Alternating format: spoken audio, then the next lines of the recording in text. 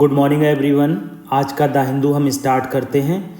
आज important article chikungunya के बारे में डिस्कस करेंगे। कैसे यूएस ने फर्स्ट वैक्सीन, वर्ल्ड की फर्स्ट वैक्सीन चिकनगुनिया से रिलेटेड डेवलप कर लिए और अदर वेरी इंपॉर्टेंट आर्टिकल हमारे द्वारा डिस्कस किए जाएंगे। पहले हम फ्रंट पेज की कुछ न्यूज़ देख लेते हैं। देखो फ्रंट पेज पर सबसे इम्पॉर्टेंट न्यूज़ क्या आई है कि UNSC seeks humanitarian pause corridor in Gaza. मतलब कह रहा है कि यूएनएससी ह्यूमैनिटेरियन पॉज चाहता है और एक कॉरिडोर चाहता है ताकि जो लोग नॉर्थन एरिया से साउथर्न एरिया जाना चाहें वो आसानी से निकल जाएं। देखो आप सभी लोग ईजिली और डे टू डे जान ही रहे हैं किस तरह से इजराइल ने गाज़ा पर अटैक किए हैं और जिसमें हज़ारों बच्चे मारे गए हैं। तो उससे बहुत वर्ल्ड स्तर पर बहुत ज़्यादा लॉस हुआ है और यूनाइटेड नेशन जैसी एजेंसी जिसको वर्ल्ड में बहुत वैल्यू दी गई उसकी वैल्यू में डिग्रेडेशन हुआ। कोई भी ये नहीं कहता है कि यूनाइटेड नेशन ने बहुत अच्छा काम किया है और अमेरिका लगातार यूएस जो है लगातार इजराइल के सपोर्ट में वोट कर रहा है। देखो अभी ह्यूमैनिटेरियन पॉज पर वोटिंग हुई तो यूएस, यूके और रसिया ने एब्सटेन कर दिया। इससे ये हमें पता चलता है किस तरह से यूएस जो है इजराइल की मदद कर रहा है और ह्यूमैनिटेरियन क्राइसिस को कोई कंट्रोल करने की कोशिश नहीं की जा रही है। जैसे कि पहले भी लोगों ने कहा है कि हमास ने जो अटैक किया वो सरासर गलत था, उसकी निंदा की जानी चाहिए, उसकी स्ट्रेटजी बनाई जानी चाहिए और उसके लिए उन्हें कसूरवार ठहराया जाना चाहिए। मगर बच्चों पे, औरतों पे जिस तरह से और हॉस्पिटल्स पे जो अटैक हो रहे हैं वो बहुत ज़्यादा निंदनीय है। ठीक है, आगे हम इम्पॉर्टेंट आर्टिकल देख लेते हैं। देखो चाइना का इशू बहुत ज़्यादा चर्चा में रहता है। देखो आज भी चाइना यूएस फ्रंट पेज पर है तो हमारे यूपीएससी में किसी तरह से पूछा जा सकता है। देखो चाइना ने 1962 में क्या किया था, 1962 की बार में अक्साई चीन को क्लेम कर लिया था। ये हमारा पार्ट है, ठीक है। अक्साई चीन पहले मेजर पार्ट देख लेते हैं। दूसरा सियाचिन ग्लेशियर, ये कंट्रोल्ड किया जाता है इंडिया के द्वारा मगर क्लेम्ड किया जाता है पाकिस्तान के द्वारा।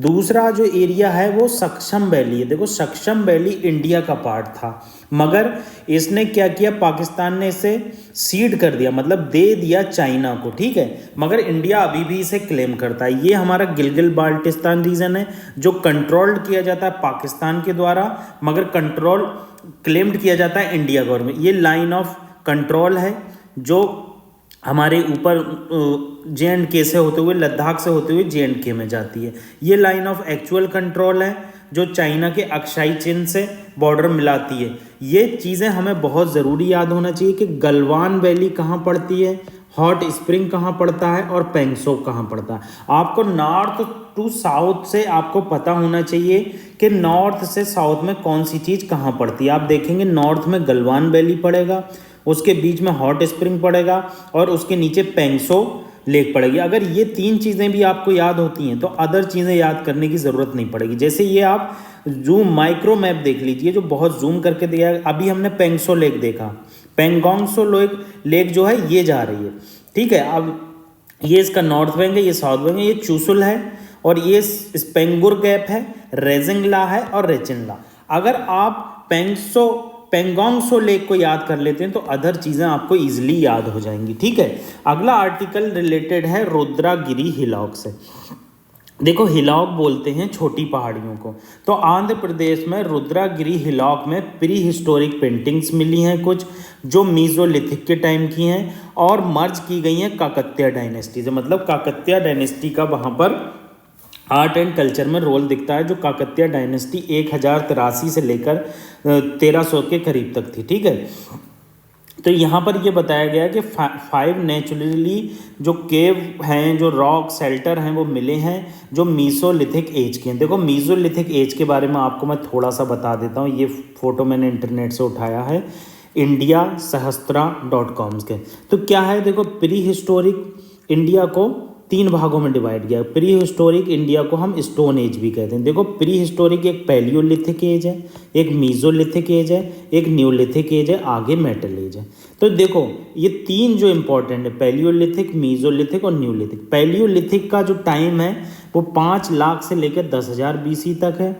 मीजोलिथिक का टाइम 10,000 से 6,000 BC तक है और न्यूलिथिक का टाइम 6,000 से 1,000 BC तक है। ठीक है, इस टाइम प्री हिस्टोरिक इंडिया इसलिए कहा जाता है क्योंकि यहाँ पर कोई भी हमें ऐसे प्रमाण नहीं मिले हैं जिसे हम पढ़ सकें। मतलब रिटन में मिला तो है, जैसे यहाँ पर अगर तुम न्यूलिथिक एज में देखोगे तो हड़प्पा सभ्यता मिली है इस टाइम पर, तो हड़प्पा सभ्यता में लिखित मिला है, मगर अभी भी हम उसे डेसिफर्ड नहीं कर चुके हैं। डेसिफर्ड माने क्या होता है, उसको पता नहीं लगा सके। तो ये 3 एज बहुत ज़्यादा इंपॉर्टेंट है। तो इस मीसोलिथिक की एज की बात हो रही है जो 10,000 से 6,000 तक। आप यहाँ पर एक चीज़ याद रखना, ये जो एज का टाइम होता है ये वेरिएशन होता है। अगर आप साउथ में जाएंगे तो वहाँ पर एज का टाइम अलग मिलेगा, वहाँ आयरन एज कभी मिलेगा, और नॉर्थ में जाएंगे तो आयरन एज कभी मिलेगा। तो ये चीज़ें आपको याद रखना। तो मैंने आपको रुद्रागिरी हिल के बारे में बताया कि आंध्र प्रदेश में स्थित हैं। इसमें प्री हिस्टोरिक रॉक पेंटिंग पाई गई हैं जो मीजोलिथिक की टाइम की हैं और जो मर्ज कर रही हैं हमारी काकतिया डायनेस्टी से। ठीक है, 5 नेचुरली फॉर्म्ड रॉक शेल्टर मिले हैं जो कि टाइम है उनका मीजोलिथिक का अराउंड 5000 BC। तो काकतिया इरा में जो है बहुत सारी रामायण बेस्ड मतलब धार्मिक बेस्ड जो है पेंटिंग बनाई गई, जिसमें वनरा से और सुग्रीवगांव के बीच में बैटल दिखाई गई है। हनुमान जी संजीवनी हिल को लेते हुए जा रहे हैं। ठीक है, तो ये है। आप काकतिया डायनेस्टी का थोड़ा बेसिक देख लेते हैं। देखो, काकतिया डायनेस्टी को आंध्रा डायनेस्टी भी कहा जाता है। ये 12वीं सेंचुरी में इन्होंने राज किया। इनका पीरियड जो था 1083 से लेकर 1323 तक था। इन्होंने काकतिया डायनेस्टी ने जो रूल किया मेनली वो वरंगल में किया। वरंगल कहाँ? तेलंगाना में। ठीक है, इन्होंने इरिगेशन के लिए टैंक बनवाए, पानी पीने के लिए कुछ टैंक बनवाए, बिग बूस्ट किया डेवलपमेंट, रीजन को ओवरऑल एग्रीकल्चर के लिए भी बहुत ज़्यादा डेवलप किया। आप इनके टेम्पल देख लिए, इन्होंने बहुत सारे टेम्पल बनवाए जैसे गणपति देवा, रुद्रा देवी। मगर एक इम्पॉर्टेंट टेम्पल ये आप ज़रूर याद रखना जिसका नाम है 1000 पिलर टेम्पल। 1000 पिलर टेम्पल जो बनाया गया इसको हम कहते हैं रुद्रेश्वरा स्वामी टेम्पल। ये आप ज़रूर याद रखना, अक्सर ये चर्चा में भी रहा। अभी रिसेंटली कुछ दिन पहले भी रुद्रेश्वरा स्वामी टेम्पल ये तेलंगाना में है, स्टार शेप्ड में है, ट्रिपल स्क्रीन है। ट्रिपल स्क्रीन का मतलब है त्रिकुटालयम। त्रिकुटालयम का क्या मतलब है? विष्णु, शिवा और सूर्या जी की मूर्ति यहाँ पर मौजूद है। तो ये चीज़ हिस्टोरिकली बहुत इम्पॉर्टेंट है। मैंने आपको बताया कि कहाँ रुद्रागिरी हिलॉक पाए जाते हैं, किस एज के थे, काकतिया डायनेस्टी कहाँ रूल करती थी और इन्होंने किस चीज़ पर फोकस किया, काकतिया डायनेस्टी का किस चीज़ में बहुत इंपॉर्टेंट रोल रहा। अगला आर्टिकल हमारा IIP के बारे में। देखो, इंडेक्स ऑफ इंडस्ट्रियल प्रोडक्शन की ग्रोथ जो है वो फॉल हुई है, सितंबर से लेकर कुछ मंथ तक फॉल हुई है। मगर देखो, ग्रोथ अप एंड डाउन होती रहती है, आपको इससे ज़्यादा मतलब नहीं होना चाहिए, क्योंकि कभी इंडस्ट्रियल प्रोडक्शन की दाम बहुत ज़्यादा बढ़ जाते हैं तो उनकी डिमांड घट जाती है, जब दाम घट जाते हैं तो उनकी डिमांड बढ़ जाती है। तो हम इंडेक्स ऑफ इंडस्ट्रियल प्रोडक्शन को देख लेते हैं। देखो, ये जो है ये प्राइम इंडिकेटर है इकोनॉमिक डेवलपमेंट का। ठीक है, जो इकोनॉमिक डेवलपमेंट होते हैं सर्टेन पीरियड में, देखो जैसे मान लो 2023 चल रहा है तो 2022 से हम इसे कंपेयर करेंगे, वो इकोनॉमिक डेवलपमेंट मिलेगा। और इस 2023 को हम बेस ईयर से कंपेयर करेंगे, जो बेस ईयर हमने माना होगा 2011-12 इस टाइम माना हुआ। तो इस तरह से हम देखते हैं कि इंडेक्स ऑफ इंडस्ट्रियल प्रोडक्शन कैसे वर्क करता है। ठीक है, इसको जो है ऑर्गेनाइज्ड और कंप्यूटेड और पब्लिश किया जाता है सेंट्रल स्टैटिस्टिकल ऑर्गेनाइजेशन के द्वारा मंथली बेसिस पे। ये बहुत आपको याद रखना, ये पोर्शन आपको मस्ट याद रखना है। कभी कभी ये पूछ लेगा कि क्वार्टरली किया जाता है, ये इम्पॉर्टेंट है। जो आपका सेंट्रल स्टैटिस्टिकल ऑर्गेनाइजेशन है CSO, इसको पब्लिश किया करता है मंथली बेसिस पर। और बेस ईयर की वैल्यू हम 100 मानते हैं, बेस ईयर हम मानते हैं 2011-12 को। कह रहे हैं अगर मान लीजिए 2023 में 116 प्रोडक्शन हुआ तो बेस ईयर से कंपेयर करेंगे तो 16% ग्रोथ हुई हमारे प्रोडक्शन में। ये एग्जाम्पल अच्छा है, जो नए बच्चे हैं उनके लिए अच्छा है कि बेस ईयर से कैसे कंपेयर करते हैं। मान लीजिए रामू ने 2011-12 में 100 सेब उगाए। ठीक है, 100 सेब उगा के उन्होंने केचप बनाया। फिर क्या हुआ, 2023 में उन्होंने 116 सेब उगाए। तो आप अगर इससे कंपेयर करेंगे तो 16 से ज़्यादा उगाए तो यही हमारी ग्रोथ हो गई, अगर ये कम होता तो डिक्लाइन ग्रोथ कहते। तो इस तरह से हम इस चीज़ को कंपेयर करते हैं। अगली बात क्या बताई गई है, देखो इसको पब्लिश करना मैंने बता दिया किसके द्वारा पब्लिश किया जाता है। एक चीज़ आगे इंपॉर्टेंट आएगी, वो कोई भी इंस्टीट्यूट नहीं बताता, मैं आपको बता रहा हूँ। इंडेक्स ऑफ 8 कोर इंडस्ट्री, देखो 8 कोर इंडस्ट्री हैं, आप सभी जानते हैं। इंडेक्स ऑफ इंडस्ट्रियल प्रोडक्शन में कोर इंडस्ट्री को अलग पब्लिश किया जाता है। ये कोर इंडस्ट्री क्यों अलग पब्लिश किया जाता है, क्योंकि ये इकोनॉमिक परफॉर्मेंस के लिए बहुत मैंडेटरी हैं। जैसे 8 कोर इंडस्ट्री कौन सी है, कोल है, क्रूड ऑयल है, नेचुरल गैस है, पेट्रोलियम रिफाइनरी है, फर्टिलाइज़र है, स्टील है, सीमेंट है और इलेक्ट्रिसिटी है। ये एक 8 कोर इंडस्ट्री हैं जो एडवांस इंडिकेटर है हमारे इकोनॉमिक डेवलपमेंट में, और इनका बहुत बड़ा रोल है। क्यों रोल है, स्टील हर कहीं यूज़ होता है, सीमेंट हर कहीं यूज़ होता है, पेट्रोलियम रिफाइनरी के बिना तो काम ही नहीं चलेगा। इसको पब्लिश जो किया जाता है वो ऑफिस ऑफ इकोनॉमिक एडवाइज़र के द्वारा किया जाता है, ministry of commerce and industry. आपने देखा आईआईपी जो पब्लिश किया जाता है वो सीएसओ के द्वारा पब्लिश किया जाता है, ministry of statistics and programme implementation, जिसे हम शॉर्टकट में उस मिनिस्ट्री को मॉस्पी कहते हैं। ये अटैच ऑफिस है यहाँ पर मॉस्पी में, ठीक है, तो ये मॉस्पी कहते हैं हम इसे। और जो ये 8 कोर इंडस्ट्री हैं, इसका इंडेक्स जो पब्लिश किया जाता है उसे office of economic adviser publish करता है, ministry of commerce and industry. यही ऑफिस ऑफ इकोनॉमिक एडवाइज़र हमारा होलसेल प्राइस इंडेक्स को भी पब्लिश करता है। ये चीज़ें हमें पता होना चाहिए। अब आईआईपी में हम सेक्टर देख लेते हैं। जो इंडेक्स ऑफ इंडस्ट्रियल प्रोडक्शन है उसके पूरे में सबसे ज़्यादा सेक्टर मैन्युफैक्चरिंग है।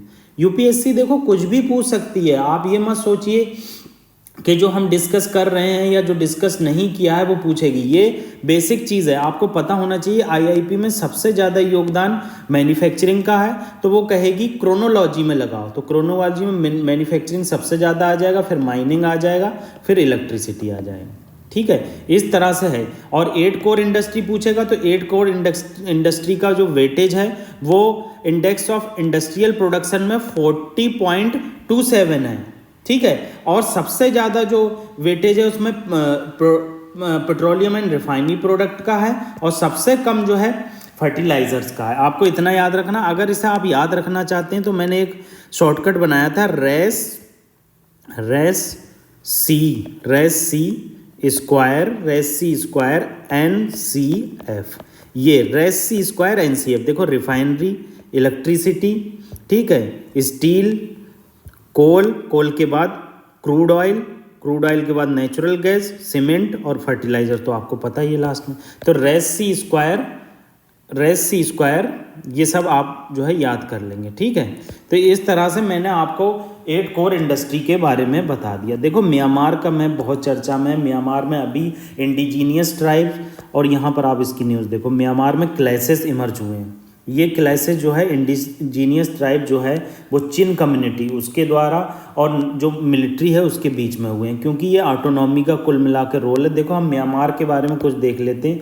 म्यांमार का बॉर्डर जो है नॉर्थ ईस्टर्न रीजन में चाइना से मिलता है, और नॉर्थ वेस्टर्न रीजन में इंडिया से मिलता है, और वेस्टर्न रीजन में बांग्लादेश से मिलता है, जबकि साउथ ईस्टर्न रीजन में ये थाईलैंड से मिलता है और लाओस से मिलता है। ये आपको पता होना चाहिए, ठीक है। ट्रॉपिक ऑफ कैंसर जो है म्यांमार से होकर जाती है, ठीक है। इसकी राजधानी नई पी ताऊ है, और जो इरावदी रिवर आती है वो रंगून में डेल्टा बनाती क्या करती है, कभी कभी यूपीएससी पूछती है। एक रिवर है बहुत इंपॉर्टेंट, उसका डेल्टा वियतनाम में ना बनकर, कंबोडिया में ना बनकर वियतनाम में बनता है। उस रिवर का मैं आपको नाम बताऊंगा, यहाँ से जाती है वो रिवर, और ये रिवर लाइफलाइन है साउथ ईस्ट एशिया की।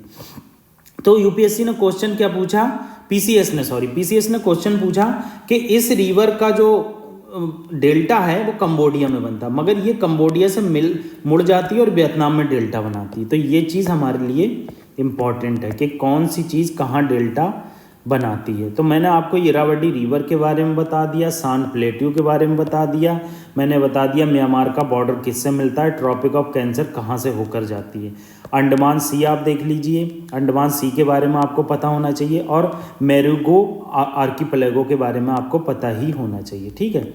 अगला आर्टिकल वैक्सीन से रिलेटेड। देखो चिकनगुनिया वैक्सीन जो है अभी तक किसी भी कंट्री के द्वारा नहीं बनाई गई। यूएस ने पहली बार अप्रूव किया है world first vaccine for chikungunya. ये वायरस स्प्रेड होता है मॉस्किटो से, उसके द्वारा होती है। देखो मैं बेसिक आपको बता देता हूँ क्या होता है। मान लीजिए कोई इन्फेक्टेड पर्सन है, ये रामू है, इसको चिकनगुनिया, और ये कोई एनिमल है, पिग मान लीजिए, ये एनिमल है और ये रामू है। तो यहाँ से मॉस्किटो काटेगा किसी एक को, और ये जो अनइन्फेक्टेड है, मतलब जो बंदा इन्फेक्टेड नहीं है, मान लीजिए श्यामू इन्फेक्टेड नहीं है, तो श्यामू को काटेगा और इसे इन्फेक्ट करेगा।